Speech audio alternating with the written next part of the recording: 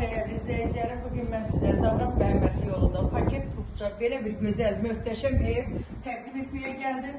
Evimiz 9-10 taşın üstündedir. Parmağında rahatlıkla gezme yolu. Ev kaldırma sistemindendir.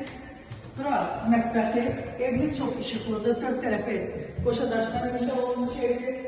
Marşrut yolundan, esas yoldan hardasa 300 metre mesafededir. Zalda buradır. Sonra evin yanından 3-4 tane marşrut geçir. Vasmaya gider, Kırolu'ya gider marşrutlar.